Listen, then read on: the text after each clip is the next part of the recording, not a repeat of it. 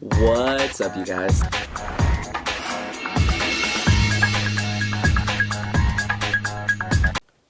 So if the first thing you did was read the title of this video, which I'm pretty sure is what you did, you guys are going to think, wait a minute, didn't you just make a video talking about how Salamangreats are dominating and now you absolutely want to destroy them? You damn right. What's going on, you guys? So this is a video that I felt was going to, believe it or not, I felt this was a video that maybe I'd make later down the line, but as you guys know, Salamangreats completely blew my mind. They blew everyone's mind, and they have overperformed already since their release here in the TCG, having won the ARG, having taken second at the PPG Tour, having done so many things already, won regionals in San Jose, topped endless events, and people are just, out of their minds. They're like, oh my God, how did this structure deck just, come out of nowhere and just do amazing things? I mean, it's nuts. I mean, I personally am learning the deck, in case you guys don't believe me. I got some of the cards here. I'm actually, working on it, you guys can see. I'm slowly putting it together in orange sleeves for y'all, because, fire. I thought that was kind of cool instead of red. Orange looks kind of cool, so, yeah. So that would be something. You'll definitely see more videos about Salamangreats. Like I said, a lot of the videos coming up are going to be about them because honestly, there's nothing else to really talk about as far as the meta goes. Thunder Dragons are evolving a little bit, testing out some new things with the deck that I want to, keep innovating and testing to see, what build I arrive at for UDS Vegas. But for the point of this video, we're going to talk about everything you need to just destroy Salamangreats. Shout out to my subscribers as always. I asked you guys last night about this and you guys were amazing. You guys responded. I'm going to run through your guys' responses, bring them up here on the screen, and also just talk about my personal take against Salamangreats. So before I get into your guys' stuff, I'm just going to say I think the deck is very good. I think the deck is very good. However, I personally do not think it is the best deck. I don't think, I think it's amazing for what it is, a budget deck for the most part that any player can pick up if you can find the damn structure decks. Believe it or not, I only have 2 structure decks. Those are only two of each card in that deck. That's why the deck isn't done yet, but besides the point, it's great for budget players, great for people who held on to cards like impermanences and hand traps and all that. You have your ashes now, so you're good to go. Things I've noticed though, I noticed that the deck does struggle. Unfortunately, it did lose in the finals of the PPG to Pendulums, and I feel it also has a semi-hard Thunder Dragon matchup. I personally think Thunder Dragons are still the best deck. Now, I know you guys are thinking, Slim, you're just being biased because you play Thunder Dragons. I mean, have you seen the field they create? I mean, Pendulums create an amazing board. Thunder Dragons create an amazing board. And I know Salamangreats create a pretty cool board. They do have negates, but I feel like at the end of the day, the boards that Thunder Dragons are putting up, this is just saying if both decks go uninterrupted, I think Thunder Dragons is a little bit superior. But outside of that, I feel Salamangreat have a really good striker matchup. I feel that, their Geist matchup I heard is pretty decent, and their Subterra matchup. Now, these are things I'm not 100% sure because I haven't, actually played with the deck or seen the deck in action, but these are the things I've been told and things I've seen from past events. But going forward, I feel they'll definitely solidify themselves, definitely in the top 5, without a doubt. They've already done that, and I think they'll continue to do that. So all of you that are playing Salamangreat, keep playing Salamangreat, because, I mean, it's clearly working. So, but to get into more of the cards that I feel really hurt the deck, this is coming from you guys. This is in no particular order, so we're just going to get into them. And then, of course, if I missed any, you guys know what to do. Put them in the comments below. Tell me what your best side deck options to destroy Salamangreats is. So we're going to start with, someone brought up DD Crow. Now, this card's really interesting. I've talked about Crow a lot, actually. Crow has been a card that's gone in and out of formats. It's a card that stood the test of time. The card's been around forever, and it still gets played a ton. You'll either see it, in the side decks. It used to be in main decks. It used to be the ideal crush card target back in the day. Crow just does what Crow does, and, being able to get rid of any card in the graveyard is great. I think that a lot of people underestimate the effectiveness of Crow because you're sending stuff to the graveyard with your Salamangreats. You want to recur stuff from the graveyard. Being able to Crow it is amazing. I think it's really strong. I think a lot of people just underestimate this little hand trap. This is actually one of the OG hand traps, and everyone forgets it because it's been around for so long. Like I said, it stood the test of time, and I feel like through more testing, we can see how good or how bad this card is. I feel it's definitely not a bad option at all. Call by the Grave is great, but being able to hit them from hand is great too, so I really like it. So that's a very cool card. Another one, this one should go without saying, Contact C. So this card saw play even before Salamangreats were out. My boy Gerardo, who won the San Jose Regional, the previous one with Thunder Dragons, played this card, and it was like one of the cards you used basically to just screw over like the Warrior decks, because they have to use it, you know, to link summon and stuff. So it really does put a damper in the plans. Being able to drop it and then make it to where the opponent can't really do anything, you know, they have to work around with it, is really, really crazy. I think the card is great. It's a very cheap option. It's a common. It's definitely something I could see, you know, being strong going forward. I know M. Cole talked about 5 cards to combat Salamangreats. I'm sure all these cards will be in here as well. Probably going to do more than 5, but this is definitely something you guys should check out as well. I think Contact C is really strong, and I think it's just another really cool. People may look at it as kind of gimmicky, but I mean, it's shown up multiple times. Like, I've noticed it's shown up multiple times as a direct counter to some of the best decks, and I think it definitely deserves like something you guys should definitely like try out. I'm definitely going to try it out in testing online and testing in real life at locals and stuff, and see just how effective it is against Salamangreats. I know it does have the it can overlap over like link spam decks, but it's definitely something I want to try out. So very cool. Shout out to you for mentioning Contact C, because basically what you do, they have to use it for the extra deck summon. If not, he just likes the person that mentioned this just said he just likes it better than regular hand traps. Very cool. I think it's, like I said, it's unexpected. I mean, you might expect it now, but I mean, it was definitely unexpected.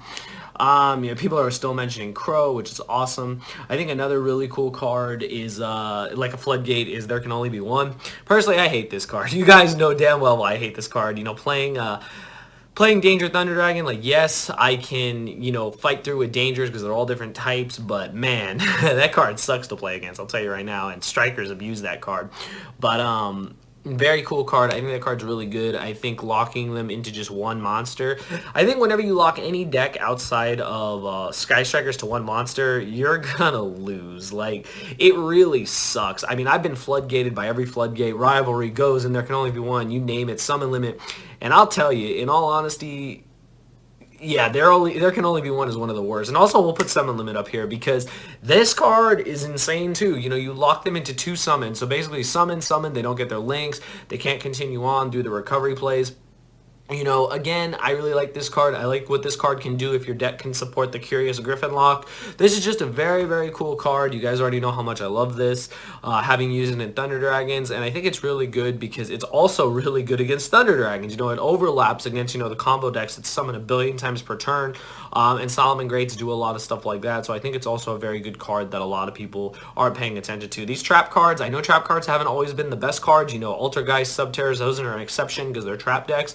But for Floodgate trap cards, I think these are 2 of the best. So definitely check out Summon Limit and There Can Only Be One. You'll be very surprised how effective they are against Salamangreats and actually against other decks in the meta. So very, very good.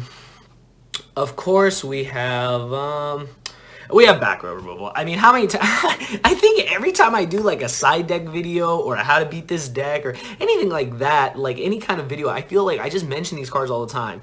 Twin Twister, Red Reboot, Denko, I don't even know, like, Evenly, like, all these cards, I don't even think Evenly is that great, because, you know, they can negate it, but still, the usual suspects, Pankatrops, like, the usual suspects.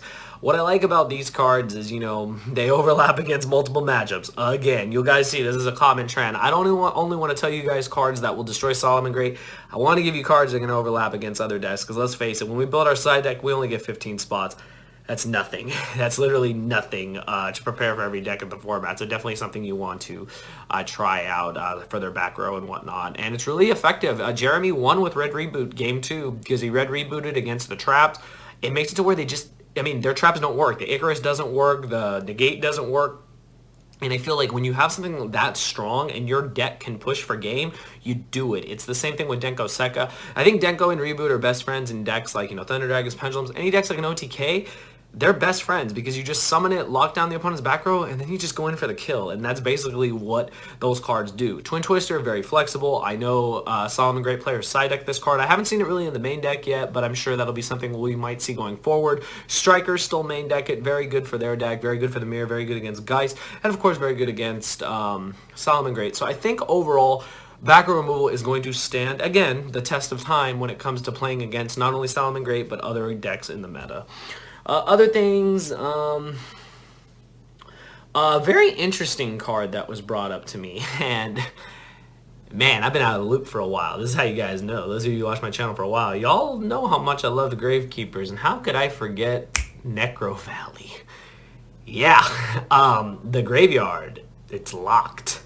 This card is spicy, and I think the person that mentioned this, shout out to you, the subscriber that mentioned this.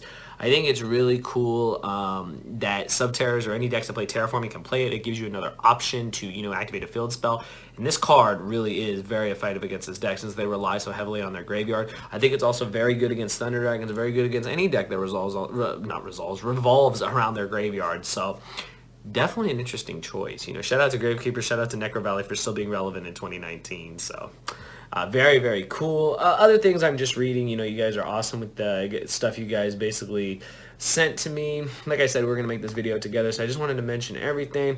Call by the Grave, you guys already know. Hand traps, I don't really need to mention that. Someone even mentioned the summon limit with Griffin Lock, so yeah, we're on the same page. They said basically you want to stop the Gazelle and the Mirage Stelio. So, stuff like that. Really, really effective. Here's another card that I don't know just yet, but Ghost Reaper and Winter Cherries. I've seen this already, and I am curious. I'm very curious as to how this card is effective against the deck. Now, the first thought off the top of my head is, do you cherries the Sunlight Wolf? I personally don't know. Someone actually wrote here you cherries them, so I am correct. But I feel like, is that the right card? I hope that's the right card. They say cherries the Sunlight Wolf, Valor and Perm the Wolf, stuff like that. They were just talking about stuff like that. So, cherries, I guess, on the Wolf is very good for the recovery plays, very good, in the long haul, that they're like main monster, which makes the whole deck run, will be gone. So definitely a card that we might actually see come back. I was just talking to my friend about it earlier today. I was like, man, dude, did you see that cherries is, being shown in side decks again? Like, do you just cherries the Sunlight Wolf? Like, that's the thing, is it comes down to, can your side deck support cherries and can your extra deck or your side deck support the target? Just remember that. Because when you're committing the cherries, if you don't, if you're not playing a deck like Subterror or a deck like Altergeist or a deck that doesn't really care about their extra deck, like, you need to find the space. And I'll tell you right now, extra deck space is tight. It's tight for Salamangreat, it's tight for Thunder Dragon, it's tight for a lot of decks. So definitely something you guys want to take into account is possibly the inclusion of Ghost Reaper and Winter Cherries. Definitely test it out and let me know how it does for you guys. It's something I think I'm even going to link to myself if I can find a way to fit it in. So very, very cool. Let's see, just looking over, everyone just pretty much mentioned the hand traps, stuff like that. And last couple cards. So, personal favorites, Kaijus. Kaiju. Shout out to Gage. What I personally think is that a Kaiju is great. Kaiju the monster, it can turn off a lot of things. It could be a problem for them, and that's what you mostly want to do. I feel like every format you're going to be citing Kaijus in multiples, and they're always come in. If your deck can't play Spear Mode, one thing, don't play Spear Mode against this deck. They usually don't have 3 monsters unless they're killing you, so don't do it. You want to play a Kaiju because you just Kaiju the problematic monster and continue on with your day. So definitely something. You guys already know how Kaijus work, so very strong. Other things, going through, pretty much covered most of the stuff that you guys have seen. Again, thank you guys for all your great suggestions and stuff that we can include here. Plethora of hand traps are good. Valor, Ash. Droll is not good against the deck. I don't like Droll against the deck. I think the last card I'll talk about that I really like is Phantasmia. What can I say? I honestly thought this was the best card in the set, hands down. It didn't matter what was else in that set, whatever. Even Sunlight Wolf, even Borreload Savage, nah. Phantasme by a mile. I think this card is insane. This card is like Maxi. This card is like Saryuja. This card does everything you want it to do, and I think it's one of the best cards, period. I think people should definitely pick this card up. This is definitely one of the best cards of the format. Not only is it good against Striker, really good against Salamangreat. You drop it, you draw cards, fix your hand, draw your counter plays to their deck, and you win. So I think overall, this list of cards has just been really effective for countering Salamangreats, and I'm sure there are plenty more. I just wanted to get the most basic stuff out there. Not a fan really of evenly matched. I think that any, effect, especially for the fact that they can just negate it, like, it kind of sucks. You give up your battle phase or stuff like that. Like, I don't want to play something like that. I think Reboot, Denko, I think any kind of main back row removal is a lot better. So overall, you guys, That's what you need to destroy Salamangreats. Now, I'm sorry, Salamangreat players may get some hate for this, but let's face it, every time a deck comes out, including my own deck, I mean, I've told you guys how to beat my deck. I've told you, you know, how to beat Thunder Dragons, how to beat Alter Guys, how to beat Strikers, how to beat all these decks. You know, Salamangreat, you're up on the chopping block because, yes, you can win a lot of events, but we also have to know how to beat you. So, those are my thoughts. Let me know what you guys think in the comments below. Please include your best options that you use to counter Salamangreat, and we'll definitely you know, bring those into account in the comments, and we'll definitely continue to talk about more how to counter this deck, how to innovate the deck, and you'll definitely see more videos on Salamangreat here on the channel. So anyways, I hope you guys enjoyed. Give it a thumbs up, and thank you for watching.